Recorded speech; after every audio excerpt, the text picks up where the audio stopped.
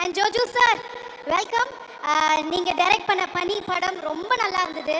இப்போ வந்து நீங்கள் ரொம்ப லவ் பண்ணுற நம்ம கமல் சாரை வச்சு நீங்கள் எதாவது டைரக்ட் பண்ணணும்னு நினச்சிங்கன்னா என்ன மாதிரியான படமாக இருக்கும்? எந்த ஜானரில் பண்ணணும்னு நினைக்கிறீங்க? தென்னாலி. தென்னாலி.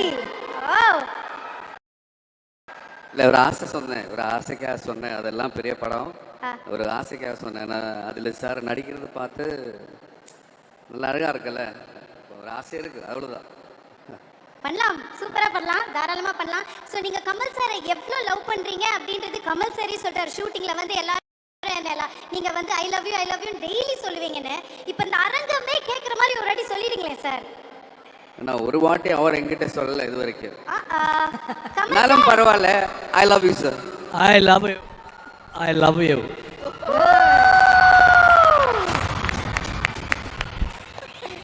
சார் எத்தனை வாட்டி சொல்றது முக்கியம் இல்லை, இத்தனை பேர் முன்னாடி சொன்னாருன்றதான் முக்கியம் அப்படின்ற மாதிரி இந்த ஒரு மொமெண்ட் அவ்வளோ ஒரு நல்ல மொமெண்ட் உங்களுக்கு. ஸோ தக் லைஃப் எவ்வளோ பியூட்டிஃபுல்லான ஜேர்னி, உங்களுக்கு எவ்வளோ ஸ்பெஷல்ன்றது தெரியும்.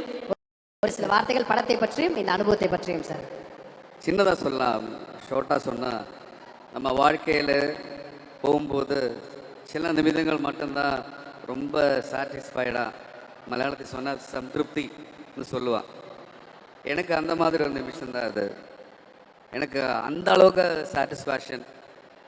மணி சார் மூவி, கமல் சார் நடிக்கிறாரு, அப்புறம் எல்லாரும், சிம்பு சார், திஷாமா, அபிராமி, எல்லாரும், Ashok Selvan and dearest Nassar sir, எல்லாருமே சேர்ந்து பார்க்குறது, இந்த படம் பண்ண முடிஞ்சது எனக்கு கிடைச்ச ஒரு பிளஸ்ஸிங். தேங்க்யூ மணி sir, thank you Kamal sir.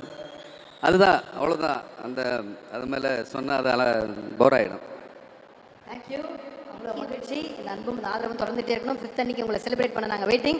Thank you Nassar sir, thank you Jyothi sir. Thank you sir.